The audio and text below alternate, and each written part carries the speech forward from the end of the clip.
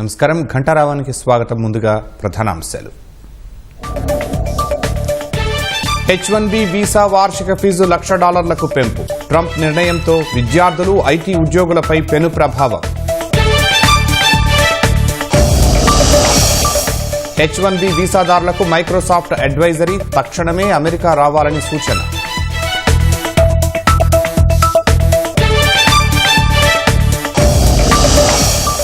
అమరావతిని బహుముఖంగా అభివృద్ధి చేసేలా CRDA అడుగులు. PPP భాగస్వామ్యంతో కొన్ని భూములను డెవలపర్లకు ఇవ్వాలని నిర్ణయం. విజయవాడ దసరా వేడుకల నిర్వహణలో AIకి ప్రాధాన్యం, ఇబ్బందులు తలెత్తకుండా ప్రత్యేక యాప్ రూపకల్పన.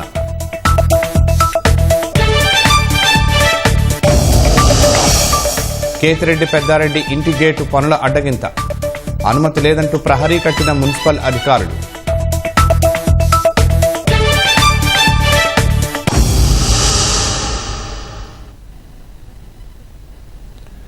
H1B వీసా దరఖాస్తులపై వార్షిక రుసుమును $1,00,000గా నిర్ణయిస్తూ కార్యనిర్వాహక ఉత్తర్వుపై అమెరికా అధ్యక్షుడు ట్రంప్ సంతకం చేయడం అగ్రరాజ్యంలో ఉద్యోగం చేద్దామని కలలు కంటున్న భారతీయులపై పిడుగుపడినట్లయింది.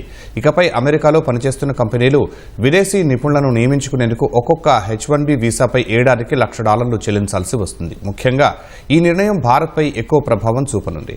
ఎందుకంటే H1B వీసా కలిగి ఉన్న వారిలో భారతీయుల వాటా 71% కావడం గమనార్హం. చైనా 11.7% వాటా కలిగి ఉంది. 1990లో అత్యంత నైపుణ్యం కలిగిన విదేశీ నిపుణుల కోసం H1B వీసా తీసుకొచ్చారు. యుఎస్లోని టెక్నాలజీ కంపెనీలు విదేశీ నిపుణుల కోసం ఇవి జారీ చేస్తాయి. H1B వీసాను ఉపయోగించుకుని ఎంతో మంది విదేశీ నిపుణులు అమెరికాలోకి ప్రవేశించి ఉన్నత ఉద్యోగాల్లో స్థిరపడ్డారు. ప్రస్తుతం H1B వీసా దరఖాస్తుదారులకు లాటరీ విధానం ఉంది. తొలుత లాటరీ దరఖాస్తుకు సాధారణ ఛార్జీలు కట్టాల్సి ఉంటుంది. లాటరీలో ఎంపికైతే అదనపు ఛార్జీలు చెల్లించాలి. చాలా సందర్భాల్లో కంపెనీలే వీసా ఛార్జీలను భరిస్తాయి. తాజాగా తీసుకున్న నిర్ణయం కంపెనీలకు పెను భారంగా మారనుంది.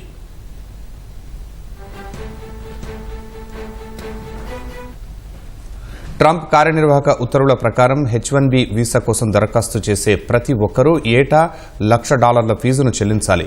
ఈ నియమం కొత్త దరఖాస్తులతో పాటు ఇప్పటికే ఉన్న దరఖాస్తులకు అనుబంధంగా దాఖలు చేసే పిటిషన్లకు కూడా వర్తిస్తుంది. రుసుము చెల్లించినట్లు కంపెనీలు రుజువు చూపించాలి. వీసా ప్రక్రియలో అమెరికా అధికారులు చెల్లింపు జరిగిందా లేదా అని ధృవీకరిస్తారు. ఫీజు చెల్లించకపోతే డిపార్ట్మెంట్ ఆఫ్ స్టేట్ లేదా డిపార్ట్మెంట్ ఆఫ్ హోంల్యాండ్ సెక్యూరిటీ దరఖాస్తును తిరస్కరిస్తాయి. ఈ నియమం విదేశాల నుంచి దరఖాస్తు చేసేవారికి కూడా వర్తిస్తుంది. అమెరికా ప్రయోజనాలకు అనుగుణంగా ఉన్న అరుదైన సందర్భాల్లో మాత్రమే మినహాయింపులను పరిశీలిస్తారు.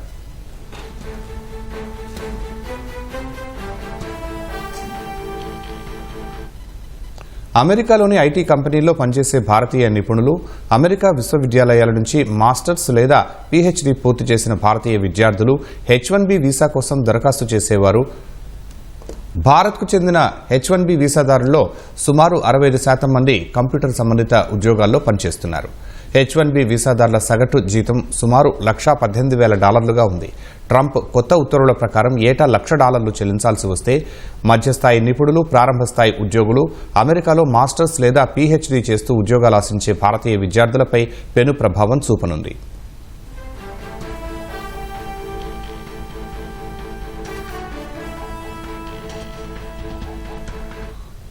H1B వీసా కార్యక్రమం దుర్వినియోగం అవుతోందని, అమెరికా ప్రజల ఉద్యోగాలను రక్షించే ఉద్దేశంతోనే ఈ నిర్ణయం తీసుకున్నట్లు ట్రంప్ సర్కారు చెబుతోంది. తక్కువ జీతం కలిగిన విదేశీ నిపుణులను అమెరికా ఉద్యోగులు భర్తీ చేశారని అంటోంది. అధిక ఫీజు కారణంగా నిజంగా అవసరమైనప్పుడు మాత్రమే విదేశీ నిపుణులను కంపెనీలు నియమించుకుంటాయని ట్రంప్ సర్కారు చెబుతోంది. అయితే ట్రంప్ తీసుకున్న నిర్ణయం అమెరికా ఆర్థిక వ్యవస్థపై, ముఖ్యంగా భారత్, చైనా నుంచి వచ్చే ప్రతిభావంతులపై ఆధారపడే పరిశ్రమలపై ప్రతికూల ప్రభావం చూపుతుందని భావిస్తున్నారు.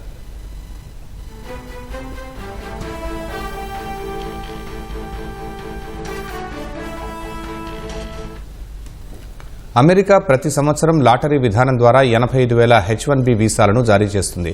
కొత్త నియమంతో ఇప్పటికే ఉన్న H1B వీసాదారులతో పాటు భవిష్యత్ వీసా హోల్డర్లు ఈ అధిక ఫీజును భరించడం కష్టమవుతుంది. కంపెనీలు ఆ ఫీజు చెల్లించకపోతే వేలాది మంది విదేశీ ఉద్యోగులు అమెరికాను వీడాల్సి ఉంటుంది. అమెరికాలో మాస్టర్స్ చేస్తున్న భారత విద్యార్థులకు ఇటీవల గ్రాడ్యుయేట్ అయిన వారికి అగ్రరాజ్యంలో తక్కువ ఉద్యోగ అవకాశాలు ఉంటాయి.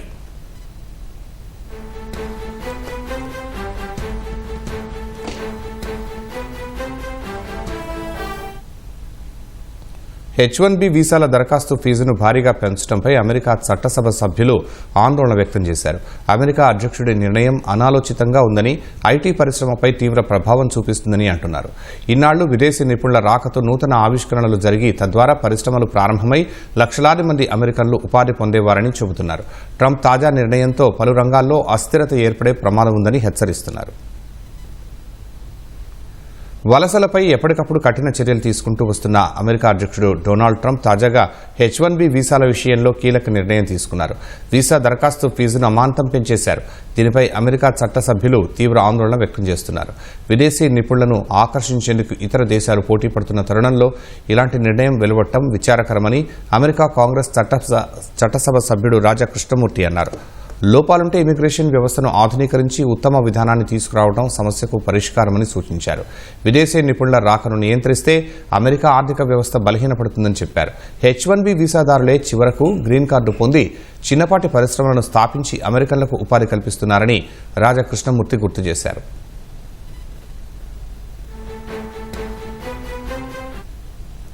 H1B వీసా ఫీజు పెంపు వల్ల అమెరికా సాంకేతిక రంగంలో సంక్షోభం తలెత్తే ప్రమాదం ఉందని జో బైడెన్కు సలహాదారుగా వ్యవహరించిన అజయ్ భూటోరియా తెలిపారు. H1B విధానం ప్రపంచవ్యాప్తంగా ఉన్న నిపుణులను ఆకర్షించి అమెరికాలో నూతన ఆవిష్కరణలకు ఆజ్యం పోసిందని చెప్పారు. విదేశీ నిపుణులపై ఆధారపడే స్టార్టప్లు తాజా నిర్ణయంతో తమ కార్యకలాపాలను నిలిపివేసే ప్రమాదం ఉందని అజయ్ భూటోరియా హెచ్చరించారు. సిలికాన్ వ్యాలీ నుంచి విదేశీ నిపుణులు తరలిపోతే అమెరికా ఆర్థిక వ్యవస్థ బలహీనపడుతుందని అన్నారు. సిలికాన్ వ్యాలీ $1 బిలియన్ కొద్ది సంపదను అమెరికా వ్యవస్థకు సమకూరుస్తూ ఉండటమే అందుకు కారణమని తెలిపారు. ట్రంప్ నిర్ణయంతో విదేశీ నిపుణులు అమెరికాకు పోటీగా ఉన్న కెనడా, ఐరోపా దేశాలకు వెళ్లిపోయే అవకాశం ఉందన్నారు. వీసా ఫీజు పెంపు కన్నా మెరిట్ ఆధారంగా ఉద్యోగులను నియమించుకునే విధానాన్ని తీసుకురావడం ఉత్తమమని అజయ్ భూటోరియా అభిప్రాయపడ్డారు.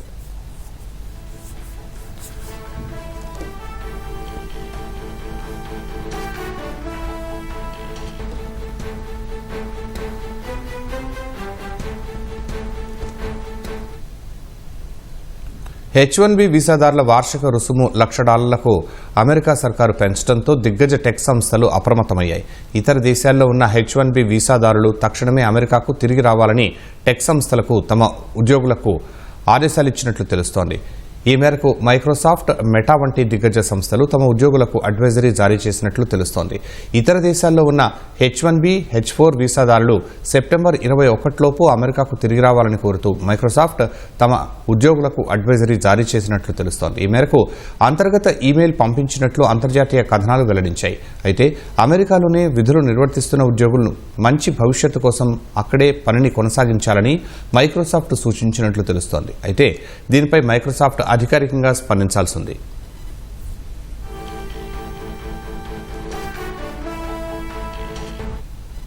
మరో దిగ్గజ సంస్థ మెటా కూడా తమ ఉద్యోగులకు కీలక ఆదేశాలు జారీ చేసింది.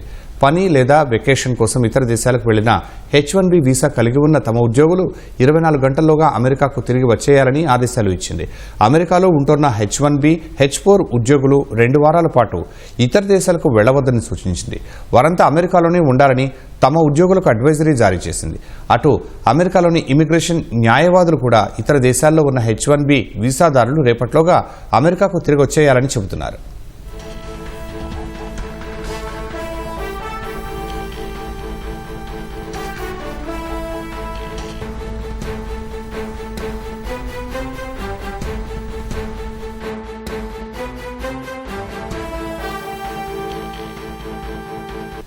H1B వీసా దరఖాస్తు రుసుమును ట్రంప్ భారీగా పెంచడం పట్ల ఐటీ కంపెనీలు అమెరికా వెళ్లి చదువుకుని ఉద్యోగం చేద్దాం అనుకునే విద్యార్థులపై ఇలాంటి భారం పడనుందనే అంశాలపై విదేశీ విద్యా ఉద్యోగ రంగ నిపుణులు వెంకటేశ్వర రెడ్డితో మా ప్రతినిధి చంద్రశేఖర్ ముఖాముఖి.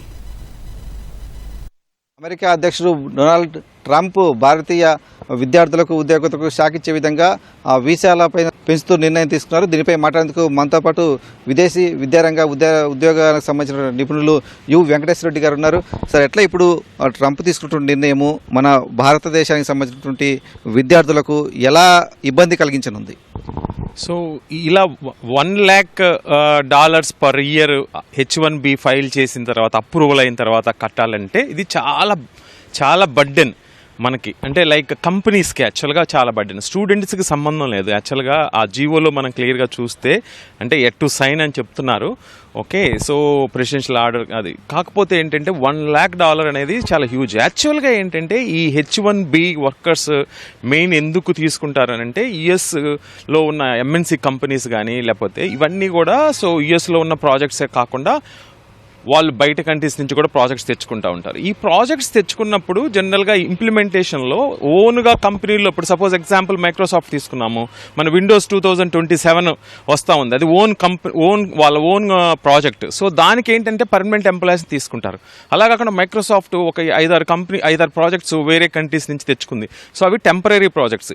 ఈ టెంపరీ ప్రాజెక్ట్స్ చేయడానికి జనరల్గా సో కంపెనీస్ అన్నీ కూడా కాంట్రాక్ట్ బేస్డ్ ఎంప్లాయీస్ని తీసుకుంటారు. ఈ కాంట్రాక్ట్ బేస్డ్ ఎంప్లాయీస్ వచ్చే లోపల ఏంటంటే సో ఆ కంపెనీస్కి ప్రైమ్ వెండర్స్ అని ఇలా ఉంటాయి. సో లైక్ మన Indian MNC companies like Infosys కానీ విప్రో కానీ ఎసెంచర్ ఇలా వేల కంపెనీస్ యూఎస్లో ప్రైమ్ వెండర్స్ లిస్ట్లో ఉంటాయి. సో సపోజు ఈ కాంట్రాక్ట్ బేస్డ్ పడ్డప్పుడు ఏదైతే స్కిల్ సెట్ కావాలో ఈ ప్రైమ్ వెండర్స్ అంతా వాళ్ళ కాడున్న పూల్ ఆఫ్ ఓకే సో స్టాఫ్ని సో ఇంటర్వ్యూస్కి అటెండ్ చేయించి క్లయింట్స్ అప్రూవల్ అయిన తర్వాత సో వీళ్ళు ఆల్రెడీ వాళ్ళు ఓపీటీ స్టేటస్లో ఉంటే నెక్స్ట్ ఫైనాన్షియల్ ఇయర్లో H1 కానీ లేదా H1 ఉంటే ట్రాన్స్ఫర్ చేసేసుకొని సో వాళ్ళ పేరోల్ మీదకి వస్తారు. ఇక్కడే ప్రాబ్లం ఏంటంటే ఒక కంపెనీ సో ఒక టెంపరీ ప్రాజెక్ట్ తెచ్చుకున్నప్పుడు suppose okay any MNC company ఒక 25 to 30% వాళ్ళు పెట్టుకొని సో ప్రైమ్ వెండర్స్కి పే చేస్తారు. ప్రైమ్ వెండర్స్ కిందంటే ఇంకా వెండర్స్కి ఒక 20% పెట్టి సో ఇది ఎక్కడ మ్యాచ్ కావట్లా ఈ $1 lakh అనేది. సో అంత హ్యూజ్ రేట్స్ యూఎస్లో ఉన్నాయని అంటే డౌట్ అనమాట మనకి. సో నాకు తెలిసినంత వరకు సో యాక్చువల్గా ఇప్పుడు యాజ్ ఆఫ్ నౌ టుడే మనం చూస్తూ ఉంటే లాస్ట్ ఒక డికేడ్ మనం తీసుకుంటే యావరేజ్ పే వచ్చాక సో ఎంఎన్సీ కంపెనీస్లో $1 lakh నుంచి $1,20,000 per year సో H1B వాళ్ళకి ఉంటా ఉంది. సో దాన్ని అబ్రప్ట్గా ఇంతకుముందు కూడా సో యుఎస్ గవర్నమెంట్ కామెంట్స్ అనేటు $1,50,000 per year మినిమం పే ఉన్న వాళ్ళు మాత్రమే H1 ఫైల్ చేయాలనేది. సో కాకపోతే అది ఇంకా ప్రెసిడెన్షియల్ ఆర్డర్స్ రాలేదు. సో ఇప్పుడు ఈ లైక్ వాళ్ళ బడ్జెట్స్ని అంటే లైక్ వాళ్ళకున్న లోటు బడ్జెట్ని కవర్ చేసుకోవడానికి ఇలా H1B మీద ఉన్న వాళ్ళు సో మేబీ లైక్ ఆల్రెడీ ఉన్న వాళ్ళు కొంతమంది ఉంటారు ఫ్రమ్ ఇయర్స్ టుగెదర్. ఎందుకంటే H1 నుంచి గ్రీన్ కార్డ్ రావడానికి 10 to 15 years అంటే బోల్డ్ అంత పూల్ ఆఫ్ H1B ఎంప్లాయీస్ ఉంటారనమాట. సో లైక్ ఒక 1 million to 2 million వీళ్ళ మీద ఇట్లా $1 lakh వేస్తే ఎంత రెవెన్యూ జనరేట్ చేస్తుంది. సో ఇవన్నీ కూడా క్యాలిక్యులేట్ చేసుకోవాలి యాక్చువల్గా. సో ఈ బడ్జెట్స్ అమెరికన్ లైక్ ఎకానమీకి లైక్ అంత మన అంటే లోటు బడ్జెట్ని కవర్ చేసే అంత ఉండకపోవచ్చు అని నేను అనుకుంటా ఉన్నాను. సో ప్రెసిడెన్షియల్ ఆర్డర్ సైన్ చేసేటప్పుడు మళ్ళీ 1-2 సార్లు క్రాస్ చెక్ చేసుకునే సైన్ చేస్తారు. ఒక్కొక్కసారి ఇండస్ట్రీస్కి ఇబ్బందిగా అనిపించింది ఎంఎన్సీ కంపెనీస్కి. సో దాని మీద వాళ్ళు మళ్ళీ లోవర్ కోర్ట్స్ కానీ లేకపోతే హైయర్ కోర్ట్స్ కానీ వెళ్తారు. సో అక్కడ కూడా మామూలుగా కొంత లైక్ కూలంకుషంగా చర్చించి దీని పాసిబిలిటీస్ ఏంటి ఇంపాసిబిలిటీస్ ఏంటి సో అసలుకి H1B ఎందుకు మనం ఇంట్రడ్యూస్ చేసాము యుఎస్ గవర్నమెంట్లో. సో యాక్చువల్గా lack of skilled labour okay professionals okay యుఎస్లో ఆల్రెడీ ఉన్నారు కాబట్టి సో మన విదేశాల నుంచి తెచ్చుకోవడానికి ఇంట్రడ్యూస్ చేసిన లైక్ వీసా కేటగిరీ ఇది H1B అనేది. సో ఈ ఆల్రెడీ ఈ కేటగిరీలో ఉంచి వచ్చేటప్పుడు ఎంత కంట్రిబ్యూషను ఏంటి ఆల్రెడీ మనకు చూస్తే ఫెడరల్ గవర్నమెంట్ ట్యాక్స్లు ఉంటాయి, స్టేట్ గవర్నమెంట్ ట్యాక్స్లు ఉంటాయి, అలానే కంపెనీస్కి మళ్ళీ ఇన్కమ్ ట్యాక్స్లు ఉంటాయి. సో ఇవన్నీ తో పాటుగా ఇది ఎడిషనల్ చాలా హ్యూజ్ బర్డెన్ అనమాట. సో నాకు తెలిసినంత వరకు లైక్ ఏదైతే మనము లైక్ స్కిల్డ్ ప్రొఫెషనల్ తెచ్చుకోవాలి అనేది కొంచెము మనకి యుఎస్లో ఒక కలగానే మారిపోతూ ఉంటుంది. ఓకే సో యుఎస్ కంపెనీస్కి ఎస్పెషల్లీ ఇది కొంచెం ఆశాపాతంగా ఉంటుంది. So companies are also restricted in filing the things. Loss making కోసం ఎవరు కంపెనీస్ నడపరు, ప్రాఫిట్ మేకింగ్ కోసమే కాబట్టి సో అది ఆటోమేటికల్గా H1Bకి ట్రై చేసే వాళ్ళలో ఒక 70 to 75% ఇండియన్ అంటే సాఫ్ట్వేర్ ప్రొఫెషనల్స్ కానీ లేకపోతే స్టెమ్ రిలేటెడ్ గ్రాడ్యుయేట్స్ కానీ ఉంటారు. సో అది ఇండైరెక్ట్గా వాళ్ళకు కూడా కొంత ఎఫెక్ట్ పడుతుంది. సో ఇదంతా రియలైజేషన్లోకి రాకపోతే ప్రాబ్లం ఉండదు. యాజ్ యూజువల్గా కొన్ని మనం కోర్టు ఆర్డర్లు చూస్తూ ఉంటాం అనమాట. లైక్ ఉన్న స్థితినే కంటిన్యూ చేయమని ఇస్తూ ఉంటాయి court orders. So we are hoping that so that may be okay coming in the coming days okay after filing the courts కానీ కంపెనీస్కి ఎలా బర్డెన్ ఉంటుంది they come forward to file it so అని అనుకుంటున్నాం. అంటే కేవలము మన భారతదేశానికి సంబంధించినటువంటి ఉద్యోగులను ఇబ్బంది పెట్టడం కోసం ఏమైనా నిర్ణయం తీసుకున్న నిర్ణయంగా చూడాలా, లేకపోతే అక్కడ ఆదాయాన్ని పెంచుకోవడం కోసం తీసుకున్న నిర్ణయం? మీ అనాలిసిస్ ఏంటి దీనికి సంబంధించి? సో నార్మల్గా ఇప్పుడు మనకి కొంచెం ఇండియాకి యుఎస్కి దేర్ ఇస్ ఏ అంటే మనకి అంటే చర్చ నడుస్తూ ఉంది. సో ఈ టారిఫ్ల related so huge discussion is going, and then diplomatic లెవెల్లో కూడా డిస్కషన్ నడుస్తూ ఉంది. సో అది ఇంకా క్లారిటీ రాలేదు. సో 50% నుంచి ఎక్కడ సెట్ అవుతుందని. సో డ్యూరింగ్ దాట్ కొంచెం మామూలుగా కొంత మనకి అంటే లైక్ ఇండియన్ H1Bలో 70% ఇండియన్ వాళ్ళ కమ్యూనిటీ ఉంటుంది కాబట్టి సో మైట్ బి అనుకోవచ్చు, అది కూడా ఒక రీజను. అంటే లైక్ మనము కొంచెం వాళ్ళు అనుకున్న ప్రాసెస్కి మనం ఏమన్నా కమిట్ అవుతామని. కానీ దీనికిను ఈ లైక్ టారిఫ్కి Indian government may not be the considered. Okay, so ఇది యాక్చువల్గా ఏంటంటే ఇండియన్ గవర్నమెంట్ కంటే కూడా మనకి ఎవ్రీ ఇయర్ ఒక 65,000 H1 వీసాలు మాత్రమే యూఎస్ తీసుకుంటా ఉంటుంది ప్రపంచవ్యాప్తం మొత్తం మీద. అందులో 70% అంటే 50,000. సో ఇక్కడ విషయం ఏంటంటే సో నార్మల్గా ఒక కంపెనీలో ఒక ప్రాజెక్టు డైరెక్ట్గా తీసుకున్నప్పుడు పర్మనెంట్ ఎంప్లాయీస్ తీసుకోవడం ఒకటి, రెండోది టెంపరీగా తీసుకున్నప్పుడు కాంట్రాక్ట్ బేస్ తీసుకోవడం ఒకటి, అదే ప్రాజెక్ట్ ఇంకొంచెం తక్కువ ఇచ్చుకొని వాళ్ళు ఏం చేస్తారు ఆఫ్ షోర్ కానీ ఆన్ షోర్ కానీ ఇవ్వటం ఒకటి, ఇంకా తగ్గించుకొని. సో జనరల్గా అప్పుడు ఏమవుతాయి మనకి ఇండైరెక్ట్గా H1B ఆ ప్రొఫెషనల్స్ అక్కడ అవైలబిలిటీ లేకపోతే ఇండియాకి ఆఫ్ షోర్ ప్రాజెక్ట్స్ ఎక్కువ రావడానికి కూడా స్కోప్ ఉంది ఇక్కడ. సో ఇండైరెక్ట్లీగా it helps to the Indian software industry or like STEM related any industries anamata. So I hope so this really advantage for Indians. Aithe the students those who are going for like study in USA కానీ already work చేస్తున్న వాళ్ళకి కానీ కొంత ఇబ్బందిగా ఉంటుంది. ఇది జియో గనుక అంటే రియలైజేషన్లోకి వస్తే, సో వితౌట్ ఎనీ అబ్జెక్షన్స్ రియలైజేషన్లోకి వస్తే. అంటే మన భారతీయ సంబంధించినటువంటి టెక్ నిపుణులకు తమ స్కిల్స్ ఎన్హాన్స్ చేసుకున్నటువంటి దానికి సంబంధించి కొంత ఇబ్బంది ఎదురయ్యేటువంటి అవకాశం ఉంది. దీనివల్ల ఇప్పుడు వాళ్ళు అక్కడికి పోలేకపోతే కనుక వీసా ఎంత కష్టతరం అయితే కనుక వాళ్ళు ఇక్కడే ఉండి పనిచేయడం వల్ల కూడా కొంత ఉపయోగం ఉంటుంది అనేది మీ అనాలిసిస్. యాక్చువల్గా ఏంటంటే so implement projects of sure projects ఎక్కువ వస్తాయి. సో లైక్ వేల సాఫ్ట్వేర్ కంపెనీస్ ఇప్పుడు మనం టీసీఎస్ తీసుకుంటే బోల్డ్ అన్ని ప్రాజెక్ట్స్ ఇంప్లిమెంటేషన్ ప్రాజెక్ట్స్ ఆఫ్ షోర్లో నడుస్తూ ఉన్నాయి. అలానే ఎసెంచర్ కొన్ని వేల కంపెనీస్ ఇండియాలో of sure projects already run అవుతున్నా ఉన్నాయి, ఇంకొంచెం పెరుగుతుంది ఆ సంఖ్య. సో యుఎస్లో ఆల్రెడీ వాళ్ళకి కావాల్సినంత ప్రొఫెషనల్స్ దొరకనప్పుడు ఏం చేస్తారు కంపెనీస్ని, సో డైరెక్ట్గా కాకుండా ఇండైరెక్ట్గా కంపెనీస్కి ఇచ్చేస్తాయి. ప్రైమ్ వెండర్స్ కానీ capacity those who are going to execute on offshore వాటి మీద. సో ఎనీవే ఇక్కడ ఆన్ షోర్ కూడా కుదరదు, అక్కడ కూడా మళ్ళీ H1B వర్క్ వీసా కావాల్సిందే. సో ఆఫ్ షోర్ ఎక్కువ పెరుగుతుంది జనరల్గా. సో ఇండైరెక్ట్గా సో ఇక్కడ మనకేంటనంటే ఒక H1B ఎంప్లాయీని ఒక కంపెనీ వాళ్ళు అక్కడ సో లైక్ అకామిడేట్ చేయడానికి చాలా హ్యూజ్ కాస్ట్ అవుతా ఉంది. సో ఇక్కడ ఇండైరెక్ట్గా 1:5, 1:10 పీపుల్ కూడా తీసుకోవచ్చు. సో అప్పుడు ద క్వాలిటీ ఆఫ్ ఇంప్లిమెంటేషన్ కానీ లేకపోతే సో మనకి కొంచెం అన్ఎంప్లాయ్మెంట్ నుంచి ఎంప్లాయ్ టువర్డ్స్ ఎక్కువగా ఈ సాఫ్ట్వేర్ అండ్ STEM రిలేటెడ్ ఇండస్ట్రీస్లో పెరగటం కానీ సో ఇండైరెక్ట్గా అంటే మోర్ పీపుల్కి, కానీ less people are suffer there. కొంత అయితే ఇనీషియల్గా అయితే కొంత డిస్టర్బెన్స్ ఉంటుంది. కాకపోతే it's not the burden on the like students కానీ already those are doing jobs కానీ వాళ్ళకి లేదు ఈ బర్డెన్. అకార్డింగ్ టు ది జియో చూస్తే కంపెనీస్కి బర్డెన్ ఇది. సో కంపెనీస్కి $1 lakh per year. So it's a huge amount అనమాట. 1 more employee is going to get for the same amount of that. So అది కంపెనీస్కి ఇప్పుడు సపోజ్ నా కంపెనీలో ఎగ్జాంపుల్ యుఎస్లో ఉన్న ఒక కంపెనీలో ఒక మేబీ లైక్ ఒక 1,000 members ఆన్ H1B వర్క్ చేస్తూ ఉన్నారు. సో 1,000 into 1,000 అంటే so almost like 100,000. So it will be around $100 million. So it's in huge amount అనమాట. అలా కాకుండా పెద్ద పెద్ద companies like Microsoft last year 5,000, అలానే మామూలుగా ఇన్ఫోసిస్ 15,000 H1B ఫైల్ చేసింది ఇన్ అప్రూవల్. సో ఇలా మనం చూసుకుంటా వెళ్తే it's like in like millions నుంచి billions of dollars. Okay, so extra burden అవుతుంది.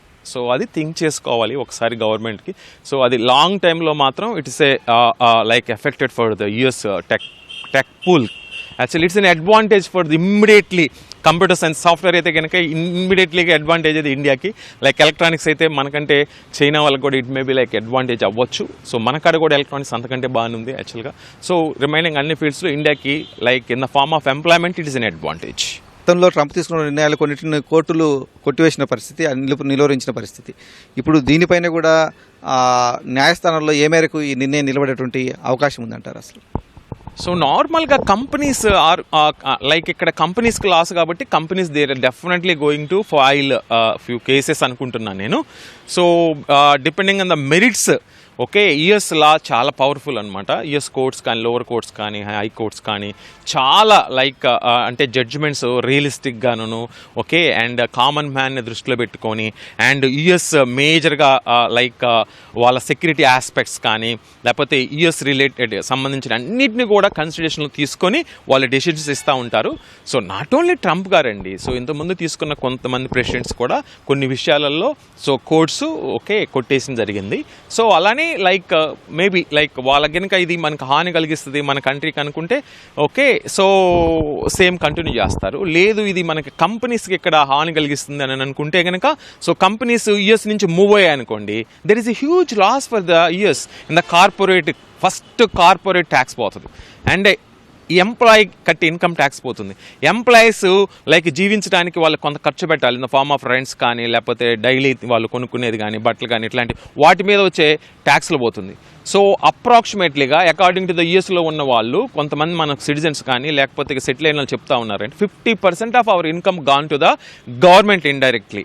సో ఆబ్వియస్లీ కంపెనీస్కి లాస్ జరిగినప్పుడు కంపెనీస్ నవేడేస్ గ్లోబలైజేషన్లో so moving from one country to another country is not a big deal.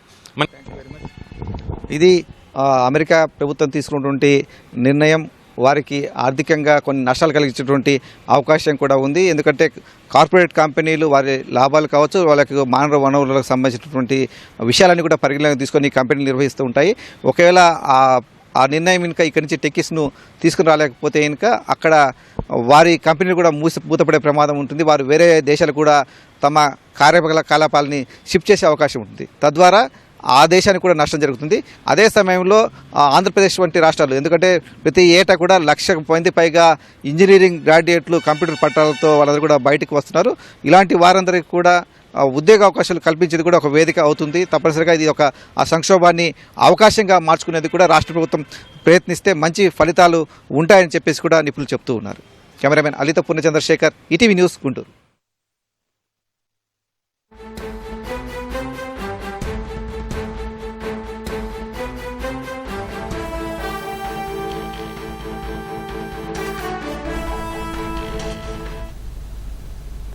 మద్యం కేసులో వైసీపీ ఎంపీ మిథున్ రెడ్డి కస్టడీ రెండో రోజు కొనసాగుతోంది. మరింత సమాచారం మా ప్రతినిధి జయప్రకాష్ అడిగి తెలుసుకుందాం. జయప్రకాష్, మిథున్ రెడ్డి విచారణకు సంబంధించిన వివరాలు ఏంటి? శర్మ, ఈ రోజు మద్యం కేసులో నిందితుడు మిథున్ రెడ్డిని రెండో రోజు కస్టడీకి తీసుకున్నారు సిట్ అధికారులు. ఉదయం 8 గంటలకు రాజమండ్రి కేంద్ర కారాగారం నుంచి కస్టడీకి తీసుకొని 11 గంటల ప్రాంతంలో విజయవాడ సిట్ కార్యాలయానికి వచ్చారు. విచారణ 11 గంటల నుంచి కొనసాగుతుంది. సాయంత్రం 6 గంటల వరకు విచారించేందుకు అనుమతి ఇచ్చినా రాజమండ్రి వెళ్లేందుకు సమయం పడుతుంది కాబట్టి మధ్యాహ్నం 2:30 గంటల వరకు విచారణ జరిగే అవకాశాలు కనబడుతూ ఉన్నాయి. నిన్న కూడా ఇదే విధంగా విచారణ జరిపారు. సుమారు 50 ప్రశ్నలకు పైగా అడిగినట్టు మనకి తెలుస్తుంది. 4 గంటల సమయమే విచారించేందుకు మధ్యలో ఉండటంతో కీలకమైనటువంటి విషయాలని అడిగినట్టు తెలుస్తుంది. ప్రధానంగా మిథున్ రెడ్డికి సంబంధించినటువంటి కంపెనీలో జరిగిన లావాదేవీలు, ఒక అనుమానాస్పద లావాదేవీ 5 కోట్ల రూపాయలు డెకార్ట్ అనే కంపెనీ నుంచి ఈ మిథున్ రెడ్డి కంపెనీకి వచ్చింది. అయితే ఎప్పుడైతే ఈ సిట్ అధికారులు విచారణ ప్రారంభించారో ఆ సమయంలో వెంటనే ఆ నగదుని వచ్చిన కంపెనీకే తిరిగి పంపించిన విషయాన్ని కూడా సిట్ అధికారులు గుర్తించారు. కేవలం మేము చేబదులు తీసుకున్నాము అంటే ఇది ఒక ప్రొసీజర్ లో భాగంగానే ఎప్పటికప్పుడు ఇలా చేస్తుంటామనే ఉద్దేశాన్ని అప్పుడు వ్యక్తపరిచారు. ఇదే విషయాన్ని సిట్ అధికారులు రిమాండ్ రిపోర్ట్ లో కూడా పొందుపరిచారు. మరోవైపు రాజకాశ్ రెడ్డి అదేవిధంగా మిగతా నిందితుల్ని విచారించిన సమయంలో కొన్ని కీలక సమాచారం సేకరించారు. మొదటిసారి సమావేశంలో పాల్గొన్నప్పటి నుంచి తర్వాత సమావేశాలు జరిగినప్పుడు అంత పూర్తి వరకు మిథున్ రెడ్డి అందులో సమావేశాల్లో ఉండటం, అదేవిధంగా గతంలో ఉన్నటువంటి మద్యం పాలసీని మార్చడానికి మిథున్ రెడ్డి కొన్ని సూచనలు కూడా చేసినట్టు తెలుస్తుంది. ఇదే విషయాన్ని నిన్న ప్రశ్నల్లో అడిగిన తర్వాత తనకేమీ తెలియదని ఈ సాధారణ సమావేశాలని మాటదాల్చే ప్రయత్నం చేశారు. ఈ రోజు కూడా కేవలం ఈ మిథున్ రెడ్డికి సంబంధించిన కంపెనీల్లో మద్యం ముడుపులు ఎలా వచ్చాయి అనే అనుమానాస్పద లావాదేవీలు జరిగినటువంటి వాటన్నింటినీ ఆయన ముందు ఉంచి ప్రశ్నిస్తున్నట్టు మనకి తెలుస్తోంది. మరోవైపు ఎవరి ఆదేశాల మేరకు ఈ పని చేశారు, అదేవిధంగా అంతిమ లబ్ధిదారునికి ఏ ఏ మార్గాల్లో నగదుని చేరవేశారు, ముడుపుల నగదుని చేరవేశారు, ఏ విధంగా నెట్వర్క్ ని సమన్వయం చేసుకుంటూ చేశారు అనే విషయాలన్నింటిపైన ఈ రోజు మళ్ళీ సిట్ అధికారులు మిథున్ రెడ్డిని ప్రశ్నిస్తున్నట్టు మనకి తెలుస్తోంది. మొత్తం మీద మిథున్ రెడ్డికి ఉన్నటువంటి పాత్ర, అదేవిధంగా ఎవరెవరు ఇందులో ఇన్వాల్వ్ అయి ఉన్నారు, మరోవైపు ఏ ఏ రంగాల్లో పెట్టుబడులు పెట్టి ఏ విధంగా అంతిమ లబ్ధిదారునికి చేశారు, అందులో ఇంత పాత్ర ఎంతవరకు ఉంది అనేటువంటి కీలక విషయాల్ని తెలుసుకునే పనిలో సిట్ ఉన్నట్టు మనకి తెలుస్తుంది. 3 గంటల వరకు ఈ విచారణ కొనసాగే అవకాశం అయితే ఉంది. శర్మ, ధన్యవాదాలు జయప్రకాష్. అమరావతి రాజధానిని బహుముఖంగా అభివృద్ధి చేసేందుకు సిఆర్డీఏ అడుగులు వేస్తోంది. కొన్ని భూముల్ని వ్యూహాత్మకంగా గుర్తించి పీపీపీ భాగస్వామ్యంతో డెవలపర్లకు ఇవ్వాలని నిర్ణయించింది. తద్వారా నిధుల సమీకరణతో పాటు ఆర్థిక కార్యకలాపాలు పుంజుకుంటాయని భావిస్తోంది. అమరావతి రాజధానిలో ఇప్పటి వరకు పలు సంస్థలకు భూములు కేటాయించిన సిఆర్డీఏ ఇప్పుడు భూములను పెట్టుబడిగా పెట్టేందుకు ముందుకు వచ్చింది. రాజధాని నగరంలో 3 చోట్ల స్థలాలను గుర్తించి వాటిని ప్రభుత్వ ప్రైవేటు భాగస్వామ్య విధానంలో అభివృద్ధి చేసేందుకు తాజాగా రిక్వెస్ట్ ఫర్ ప్రపోజల్ పిలిచింది. రాజధాని కోసం తొలి విడత సమీకరణలో 34,000 ఎకరాలను సిఆర్డీఏ తీసుకుంది. భవిష్యత్ అవసరాల కోసం 5,020 ఎకరాల మిగులు భూములను సిఆర్డీఏ తన వద్ద ఉంచుకుంది. ఈ భూములు అమ్మగా వచ్చే డబ్బుతో నిర్మాణ పనులు చేపట్టాలని ప్రణాళిక వేశారు. అయితే ప్రైవేటు భాగస్వామ్యంతో భూములను అభివృద్ధి చేస్తే అమరావతి అభివృద్ధికి ఊతం ఇచ్చినట్లు అవుతుందని ప్రభుత్వం భావిస్తోంది. ఇందులో భాగంగా గుర్తించారు. ఈ భూముల్లో నివాస వాణిజ్య సముదాయాలు, కార్యాలయాల నిర్మాణానికి ప్రైవేటు వ్యక్తులు, సంస్థలకు అవకాశం కల్పించింది. ఆసక్తి వ్యక్తీకరణకు వచ్చే నెల 3 వరకు బిడ్లు దాఖలు చేసుకునేందుకు అవకాశం కల్పించింది. భూమిని సిఆర్డీఏ సమకూరుస్తూ ఉండగా ప్రాజెక్టు ప్రణాళిక, డిజైన్, ఫైనాన్స్, నిర్మాణం, మార్కెటింగ్ అంతా ప్రైవేట్ డెవలపర్లదే ఉండనుంది. ఒప్పందం ప్రకారం ప్రాజెక్టును ఎంపికైన గుత్తేదారే నిర్వహించాల్సి ఉంటుంది. అనంతరం నిర్ణీత వాటాను సిఆర్డీఏ తీసుకోనుంది. బిడ్డింగ్లో సిఆర్డీఏకు ఎక్కువ వాటా ఇచ్చేందుకు ముందుకు వచ్చే వారికే భూమిని ఇవ్వనున్నారు. దీనివల్ల నగరంలో వివిధ రంగాలు శరవేగంగా అభివృద్ధి చెందే అవకాశంతో పాటు మౌలిక వసతులు సమకూరనున్నాయి.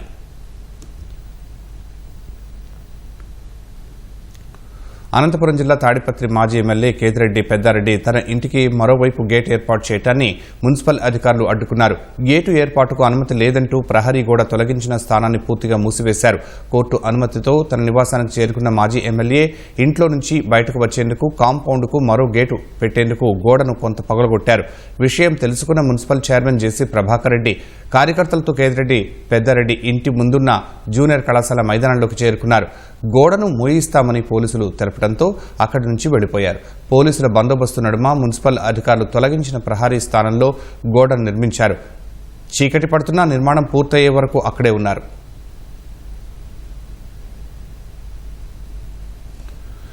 తిరుమల పరకామణిలో విదేశీ కరెన్సీ చోరీపై టీటీడీ బోర్డు సభ్యుడు భానుప్రకాష్ రెడ్డి మీడియా సమావేశాన్ని తిరుపతి నుంచి ప్రత్యక్ష ప్రసారం ద్వారా చూద్దాం.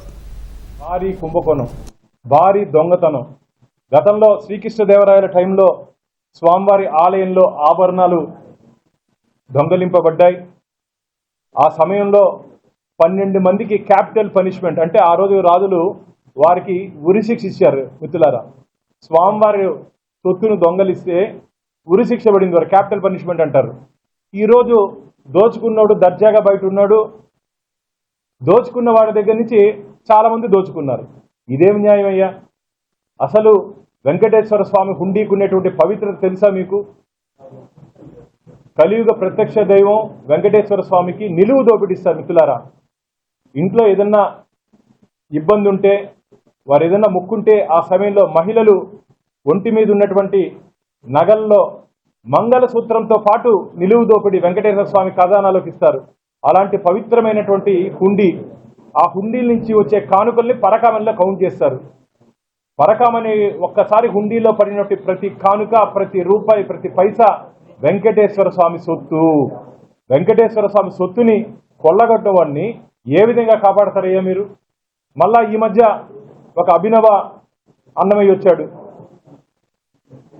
నేను గోవింద దాసుడినంట. గోవింద దాసుడు అయితే ఒక వీణ తీసుకొని అన్నమయ్య మారిగా మొత్తం ప్రచారం చేయి స్వామివారిని, మంచిది, పుణ్యం వస్తుంది. అంతేగాని అసత్య అబద్ధపు ప్రచారాలు చెప్తూ గోశాల నుంచి గోవిందుడి వరకు భూమన కరుణాకర్ రెడ్డి గారు టీటీడీ మీద పడుతున్నాడు. ఆ రోజు ఈ సంఘటన జరిగినప్పుడు ఎవరు తెలుసా? టీటీడీ చైర్మన్ అభినవ మన గోవిందదాస్ గారు, కరుణాకర్ రెడ్డి గారు టీటీడీ చైర్మన్. హిందూ ధర్మంపై దాడి, హిందూ ధర్మాన్ని ఈ కూటమి ప్రభుత్వం నాశనం చేస్తోంది. చంద్రబాబు నాయుడు గారు, పవన్ స్వామి, బిఆర్ నాయుడు గారు, ధర్మకర్తల మండలి ఏం చేస్తోంది? నిద్రపోతోందా? రాజీనామా చేయండి అన్నారే. మీరేం చేశారయ్యా? ఆ రోజు మీరేం చేశారని నేను అడుగుతున్నా. ఎవరిని తప్పించడానికి, ఎవరిని మెప్పించడానికి? తాడేపల్లి ప్యాలెస్కి కూడా దీంట్లో నుంచి వాటాలు వెళ్ళాయని చెప్పి భక్తులు ఫిర్యాదు చేస్తున్నారు. తాడేపల్లి ప్యాలెస్కి కూడా వెంకటేశ్వర స్వామిని పంచభూతాలను కొల్లగొట్టినట్టు గత ప్రభుత్వం స్వామివారి సొత్తును కూడా కొల్లగొట్టారు. మిత్రులారా, ఈరోజు కరుణాకర్ రెడ్డి గారు మాట్లాడుతున్నారే అక్కడ విగ్రహం గురించి. నీ హయాంలో సాక్షాత్తు మూల విరాట్ దగ్గర ముందున్నటువంటి శ్రీరామచంద్రమూర్తి బొటనే చేతి వేలు తెగిపోతే 3.5 సంవత్సరం దాదాపు దానికి సంప్రోక్షణ చేయకుండా దానికి బంగారు తొడిగి దాన్ని తిరిగి పూజలకు పెట్టాలి. అలాంటి మూల విరాట్ దగ్గర ఉన్న విగ్రహానికే మీరు పూజలు దాన్ని సంప్రోక్షణ చేయలేదే. మీరా ఈరోజు ధర్మం గురించి మాట్లాడేది? కాబట్టి దీంట్లో చెకింగ్ తర్వాత ఆయన చెక్ కూడా చేశారు విజిలెన్స్ అధికారులు.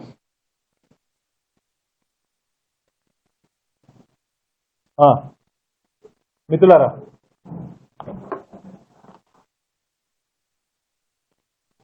రవికుమార్ని అక్కడ ఉన్నటువంటి అనుమానం వస్తే తనిఖీ చేశారు. మిత్రులారా,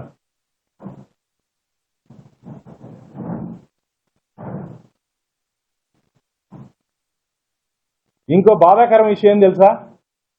ఈ వీడియోస్ అన్ని అరేంజ్ చేసేసారు.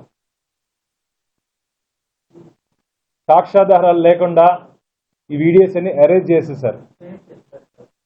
ఎడిట్ కాదు, అరేంజ్. దానికి సంబంధించి డాక్యుమెంట్ కూడా మా మిత్రుడు దివాకర్, దాంట్లో ఏం జరిగిందో దివాకర్ ఎక్స్ప్లెయిన్ చేస్తారు. Part number 2. విజయవాడ ఇంద్రకీలాద్రిపై దసరా వేడుకల నిర్వహణలో ఈసారి సాంకేతికతకు అధిక ప్రాధాన్యం ఇస్తున్నారు. ఏఐ కెమెరాలు, డ్రోన్లు, చిన్నారుల చేతికి రేడియో ఫ్రీక్వెన్సీ ఐడెంటిఫికేషన్ చేతి బ్యాండ్లు వంటివి వినియోగించనున్నారు. ఉత్సవాల సమాచారం, సేవల గురించి ప్రత్యేక మొబైల్ యాప్, చాట్బాట్ను అందుబాటులోకి తీసుకొచ్చారు. దసరా 2025 పేరుతో ప్లే స్టోర్, ఐఓఎస్ యాప్ స్టోర్లోనూ యాప్ను అందుబాటులో ఉంచారు. దసరా ఉత్సవాల యాప్ రూపొందించిన Amaravati software innovations private limited chairman చింత అనిల్ కుమార్తో మా ప్రతినిధి ముఖాముఖి. విజయవాడ ఇంద్రకీలాద్రిపై జరగబోతున్నటువంటి దసరా శరన్నవరాత్రి ఉత్సవాల కోసం వివిధ ప్రాంతాల నుంచి అలాగే ఇతర రాష్ట్రాల నుంచి కూడా భక్తులు పెద్ద సంఖ్యలో తరలి రాబోతున్న నేపథ్యంలో ఇందుకోసం ప్రత్యేకమైనటువంటి ఒక యాప్ రూపకల్పన చేయడం జరిగింది. సాంకేతికంగా కూడా భక్తులకు సమస్త సమాచారాన్ని ఈ యాప్ ద్వారా అందించేందుకు అన్ని రకాల చర్యలు తీసుకుంటోంది. ఈ యాప్ రూపకల్పన చేసినటువంటి అమరావతి ఇన్నోవేషన్ ప్రైవేట్ లిమిటెడ్ సంబంధించిన చైర్మన్, మేనేజింగ్ డైరెక్టర్ చింత అనిల్ కుమార్ గారు మనతో ఉన్నారు. ఆయన అడిగి మరిన్ని వివరాలు తెలుసుకుందాం. సార్ నమస్తే అండి. ముఖ్యంగా దసరా సమీపిస్తోంది. మీరు రూపొందించినటువంటి యాప్లో ఎలాంటి సమాచారం ఉంటుంది? ఏ అంశాలు ఇందులో ప్రధానంగా పొందుపరచడం జరిగింది? దసరా మహోత్సవాలుని పురస్కరించుకొని ఒక మొబైల్ అప్లికేషన్, అంటే Android and iOS mobile app ద్వారా కంప్లీట్ ఇన్ఫర్మేషన్, అంటే దర్శనం టైమింగ్స్ అవ్వచ్చు, అలంకారం ఏ రోజు ఏ అలంకారం ఉందో తెలుసుకోవచ్చు, తర్వాత దర్శనం యొక్క టికెట్ కౌంటర్స్ ఎక్కడ ఉన్నాయని తెలుసుకోవచ్చు, ప్రసాదం కౌంటర్స్ ఎక్కడెక్కడ ఉన్నాయో తెలుసుకోవచ్చు, అన్నప్రసాదం ఎక్కడెక్కడ ఉందని తెలుసుకోవచ్చు, తర్వాత స్పెషల్ ఈవెంట్స్ ఏంటి, తర్వాత దేవస్థానం బస్సెస్ ఉంటాయి, అవి జీపీఎస్ ట్రాకింగ్ పెట్టాం, ఏవి ఎక్కడ ఉన్నాయని తెలుసుకోవచ్చు.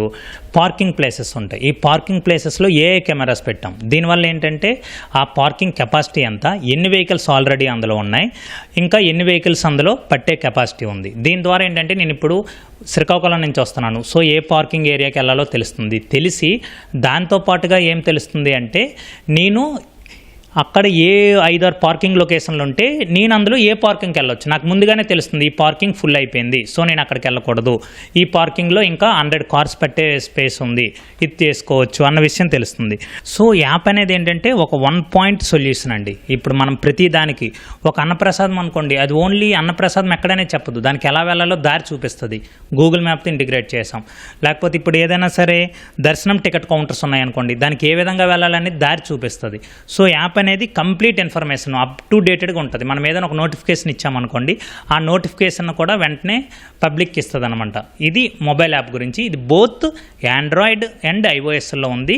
దసరా 2025 యాప్ నేము ఎయిదర్ గూగుల్ ప్లే స్టోర్ నుంచి కానీ ఐఓఎస్ యాప్ స్టోర్ నుంచి అయినా సరే మనం డౌన్లోడ్ చేసుకోవచ్చు. సాధారణంగా చూస్తే ఈ దసరా నవరాత్రి ఉత్సవాలకి చిన్నపిల్లలు వస్తూ ఉంటారు. వాళ్ళకి సంబంధించి ఒక ట్యాగింగ్ ఏదైతే క్యూఆర్ కోడ్ బేస్డ్ ట్యాగింగ్ అనేది ఒకటి డెవలప్ చేస్తారు. దీన్ని ఎలా ఇంటిగ్రేట్ చేయబోతారు? చైల్డ్ ట్యాగింగ్ ఇక్కడ ఐసిడిఎస్ డిపార్ట్మెంట్తో టెంపుల్ అనేది కోఆర్డినేట్ అయింది చైల్డ్ దీంతో. సో కలెక్టర్ గారు ఆదేశాల ప్రకారం ఏమిటి అంటే ప్రతి చైల్డ్కి 5 years లోపు కానీ 8 years లోపు కానీ ఉన్న వాళ్ళు ప్రతి చైల్డ్కి కూడా 1,00,000 క్యూఆర్ ట్యాగ్స్ ఉన్న రిస్ట్ బ్యాండ్స్ని ఆర్డర్ ఇచ్చారండి. ఇది complete water proof and non tearable. So చైల్డ్కి ఫస్ట్ ప్రతి చైల్డ్కి రిజిస్ట్రేషన్ చేసేస్తారు. ఇది బోత్ ఇంటర్నెట్ ఉన్నా లేకపోయినా పనిచేస్తుంది. రిజిస్ట్రేషన్ చేసేసిన తర్వాత ఆ చైల్డ్ పేరేంటి, ఫోన్ నెంబర్ ఏంటి, ఇవన్నీ తెలుస్తుంది. ఇప్పుడు నాకు ఒక చైల్డ్ కనబడ్డారు అనుకున్నాం తప్పేయి, జస్ట్ ఈ క్యూఆర్ని ఇలా స్కాన్ చేసిన వెంటనే ఏం జరుగుతుంది అంటే ఈ చైల్డ్ పేరెంట్ ఎవరు ఇవన్నీ వస్తాయి. ఒక సింగిల్ బటన్ నేను కొడితే వాళ్ళ పేరెంట్కి మెసేజ్ వెళ్ళిపోతుంది, వీళ్ళ చైల్డ్ ఎక్కడ ఉంటాడు అనేది. వాట్సాప్లో వెళ్ళిపోతుంది, టెక్స్ట్ మెసేజ్ వెళ్తుంది, కాల్ వెళ్తుంది. సో ఒక 1,00,000 చైల్డ్ ట్యాగ్స్ని ఆర్డర్ చేశామండి. సో సార్ ఇంకొకటి మొబైల్ యాప్ కంటిన్యూషన్గా ఏంటి అంటే జస్ట్ వాట్సాప్కి డెడికేటెడ్ నెంబర్ ఒకటి ఉంది, 9441820717 అని.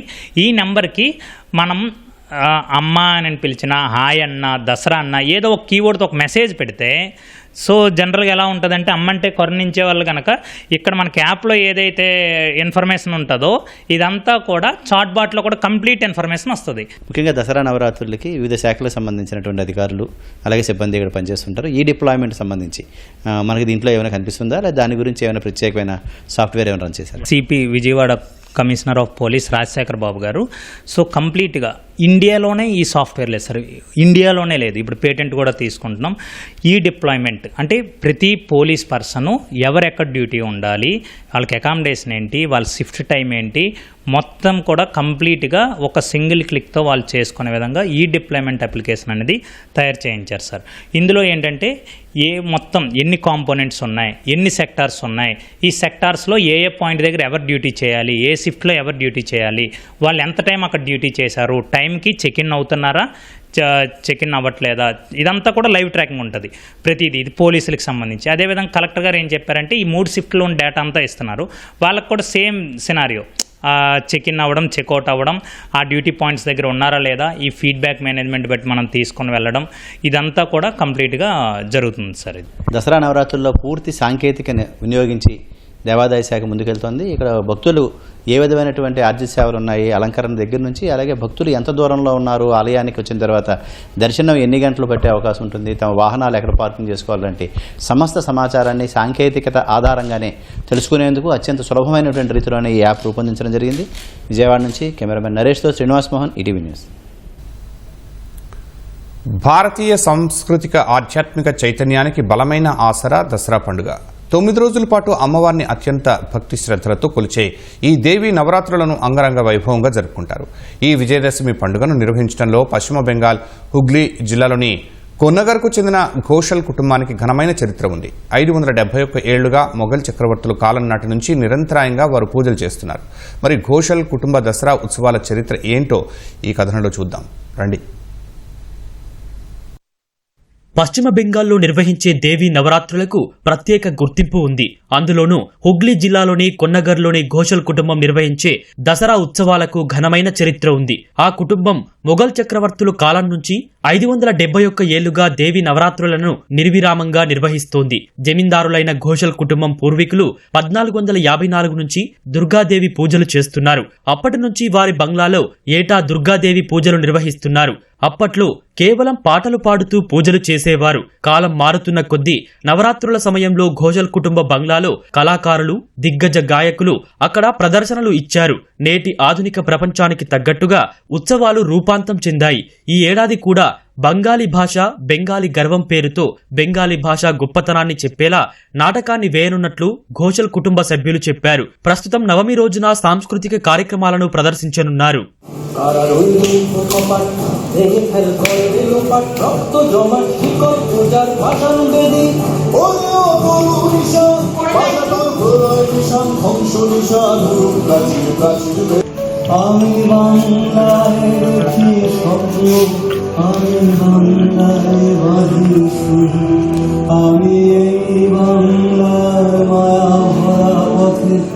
మొఘల్ చక్రవర్తి అక్బర్ కాలం నుంచి ఘోషల్ కుటుంబ సభ్యులు దేవీ నవరాత్రులు జరుపుతున్నారు. బ్రిటిష్ పాలన సమయంలో ఉత్సవాలు జరిపేందుకు ఘోషల్ కుటుంబానికి 750 రూపాయల గ్రాంటును అప్పటి బ్రిటిష్ ప్రభుత్వం ఇచ్చేది. పూర్వీకుల ఆచారం ప్రకారం దశమి రోజున పంటాభట్ వంటకం, హిల్సా చేపలను నైవేద్యంగా అమ్మవారికి పెడతారు.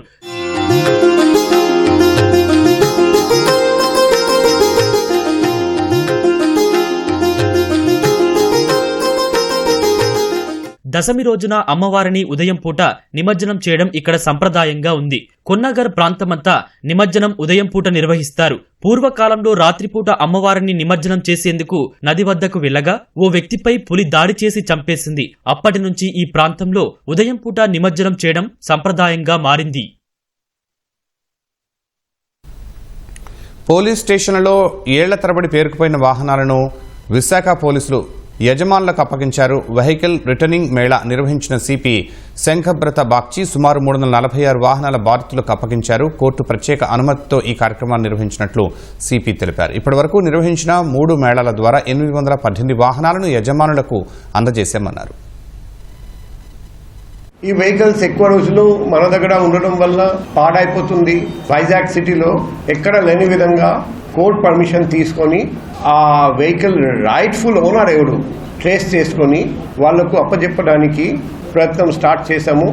లాస్ట్ ఇయర్ నుండి ఈ ప్రయత్నం స్టార్ట్ చేస్తే ఏప్రిల్లో 320, సెప్టెంబర్లో 346. So highest record breaking feet. ఈ వెహికల్స్ 346 వెహికల్స్ వాళ్ళకు రిటర్న్ చేస్తున్నాం. చాలా హ్యాపీగా ఫీల్ అవుతున్నాను. ఇంకొకటి ఏంటంటే అది నాకు చాలా మెమొరబుల్. చాలా ఏడ్చాను, బాధపడ్డాను, కానీ దొరికింది బైక్.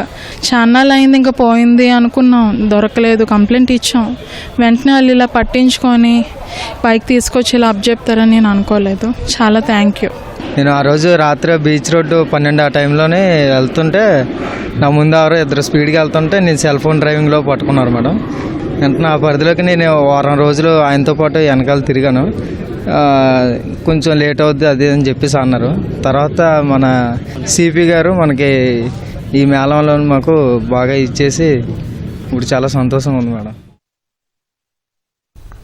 దసరా ఉత్సవాల ఏర్పాట్లను వీఎంసీ ధ్యానచంద్ర పరిశీలించారు. దేశంలోని వివిధ ప్రాంతాల నుంచి కనకదుర్గమ్మను దర్శించుకోవడానికి వచ్చే భక్తులకు ఎటువంటి అసౌకర్యం కలగకుండా చర్యలు చేపట్టాలన్నారు. భక్తుల సౌకర్యార్థం తాగునీరు, మరుగుదొడ్లు ఏర్పాటు చేస్తున్నట్లు ధ్యానచంద్ర తెలిపారు. 39 ప్రాంతాల్లో 25 లక్షల వాటర్ బాటిల్స్, 35 లక్షల వాటర్ ప్యాకెట్స్ భక్తులకు అందుబాటులో ఉంచుతున్నట్లు పేర్కొన్నారు. పారిశుధ్య పనుల నిమిత్తం 1400 మంది కార్మికులు పనిచేస్తారని తెలిపారు. ఛత్తీస్గఢ్లోని రైతుల కోసం ఆ రాష్ట్ర ఉద్యానవన శాఖ కొత్త పథకాన్ని ప్రారంభించింది. దీని ద్వారా రైతులు కేవలం ₹1 కూరగాయల విత్తన మొక్కలను కొనుగోలు చేయొచ్చు. అందుకోసం సూర్గూజా జిల్లాలో కొత్తగా విత్తనాల యూనిట్ను ఉద్యానవన శాఖ ఏర్పాటు చేసింది. అన్నదాతలు తమకు నచ్చిన కంపెనీ విత్తనాలను ఆ యూనిట్కు అందిస్తే వాటిని ఆ యూనిట్లోని సాంకేతికతను ఉపయోగించి అభివృద్ధి చేస్తారు. అనంతరం మెరుగైన నాణ్యత గల మొక్కలను రైతులకు పంపిణీ చేస్తారు. అందుకు ఒక్కో మొక్కకు ₹1 వసూలు చేస్తారు. ఆ మొక్కలను రైతులు నేరుగా తమ పొలాల్లో నాటుకోవచ్చు. వీటి నుంచి మంచి దిగుబడి వస్తుందని అధికారులు తెలిపారు.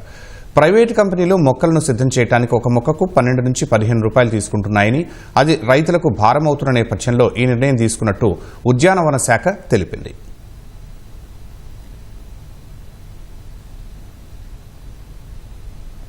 "72 ఏళ్ల వయసున్న ఓ వృద్ధుడు 27 ఏళ్ల యువతిని జోధ్పూర్లో పెళ్లాడారు. ఉక్రెయిన్కు చెందిన ఈ జంట 4 ఏళ్లుగా కలిసి ఉంటోంది. హిందూ వివాహ వేడుకపై అభిమానంతో వీరిరువురు బంధుమిత్రులతో కలిసి ఉక్రెయిన్ నుంచి జోధ్పూర్కు వచ్చి వైభవంగా పెళ్లి చేసుకున్నారు.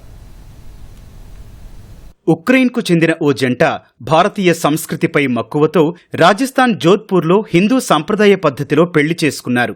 వరుడు స్టానిస్లేవ్కు 72 ఏళ్లు కాగా వధువు అన్ హెలీనాకు 27 ఏళ్లు.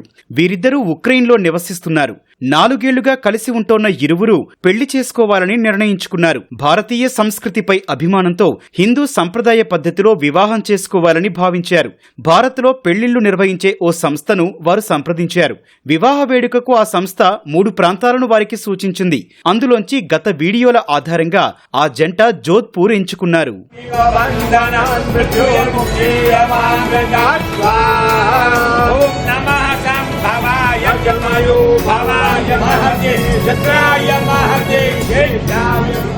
మొదట ఢిల్లీకి చేరుకున్న వధూవరుల బంధుమిత్రులు అక్కడి నుంచి జోధ్పూర్లో పెళ్లి జరిగే కోటకు చేరుకున్నారు. బుధవారం వివాహ వేడుకలు ప్రారంభమవ్వగా వరుడు వధువు సంప్రదాయ దుస్తులు ధరించి పూజా క్రతువులో పాల్గొన్నారు. వేదమంత్రాల మధ్య ఇరువురు ఒక్కటయ్యారని ఈ వివాహాన్ని చేసిన సంస్థ నిర్వాహకులు తెలిపారు. రష్యాకు చెందిన ఓ రైతు అతిపెద్ద గుమ్మడికాయను పండించి రికార్డు సృష్టించాడు. దాదాపు మెట్రిక్ టన్ను బరువున్న భారీ గుమ్మడికాయను పండించి అలెగ్జాండర్ చుసోవ్ అనే రైతు రికార్డు నెలకొల్పాడు. మాస్కోలో జరిగిన భారీ కూరగాయల పోటీల్లో దీనిని ప్రదర్శించారు. దీని బరువు 969 కేజీలు ఉండడంతో రష్యాలోని అతిపెద్ద గుమ్మడికాయగా రికార్డు సృష్టించింది.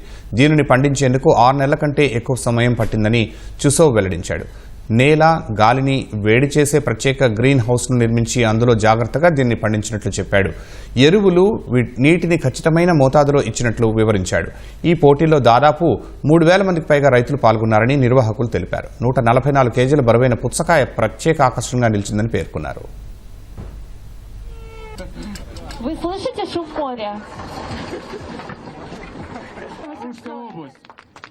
Калужская область, друзья, не Краснодар. Это как спорт, можно сказать, зачем ты плаваешь на...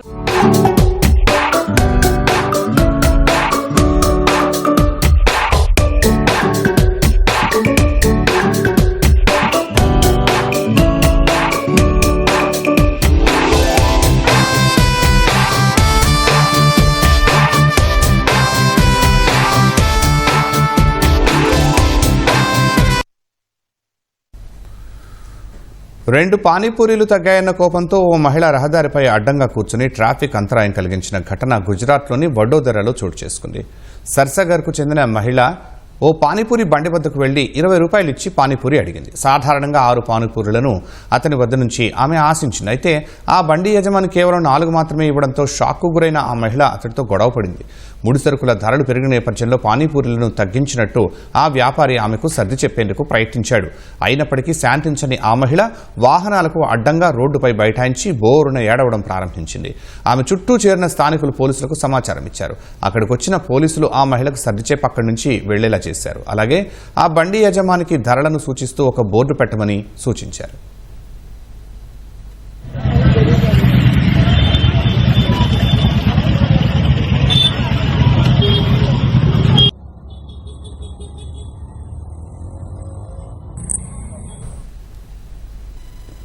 జపాన్లోని క్యూషు, షికోకు దీవులను వేరు చేసే బుంగో ఛానల్లో కొత్త జాతి deep sea fish పరాన్నజీవిని Kerala Kannur జిల్లాకు చెందిన డాక్టర్ పిటి అనీష్ కనుగొన్నారు. హిరోషిమా విశ్వవిద్యాలయం నుంచి రీసెర్చ్ అండ్ శిక్షణ నౌకపై వెళ్లిన తన బృందం ఈ ఘనత సాధించింది. సముద్ర గర్భంలో సంచరించే క్లోరోఫ్థాలస్ అల్బెట్రాసిస్ చేప నోటిలో కోపేపాడ్ రకానికి చెందిన ఈ పరాన్నజీవి కనిపించిందని అనీష్ తెలిపారు. ఒకే చేపలో 4-5 రకాల పరాన్నజీవులు ఉండవచ్చన్న ఆయన తన అధ్యయనం ప్రధానంగా క్రస్టేసియా సమూహానికి చెందిన పరాన్నజీవులపై జరిగినట్లు చెప్పారు. చేపలు, రొయ్యల పరిశ్రమకు ఏటా వేల కోట్ల రూపాయల నష్టాన్ని పరాన్నజీవులు కలిగిస్తున్నాయి. పరాన్నజీవులను క్షుణ్ణంగా పరిశీలించడం ద్వారా వాటి ద్వారా వచ్చే వ్యాధుల నివారణ, చికిత్స, నిర్వహణ పద్ధతులు మెరుగుపడతాయని పరిశోధకులు తెలిపారు. మానవుల ఆరోగ్యానికి హానికరమైన పరాన్నజీవులను ముందే గుర్తించి తగిన జాగ్రత్తలు తీసుకోవచ్చన్నారు. పరాన్నజీవుల ఉనికిపై నిఘా పెట్టడం ద్వారా పర్యావరణ సమతుల్యతను కాపాడవచ్చని చెప్పారు. మలేసియాలో అధ్యాపకునిగా పనిచేస్తున్న డాక్టర్ అనీష్ నాయకత్వంలో భారత్, జపాన్, మలేషియాకు చెందిన పరిశోధకులు బృందం ఇప్పటి వరకు 42 రకాల చేపల పరాన్నజీవులను కనిపెట్టింది.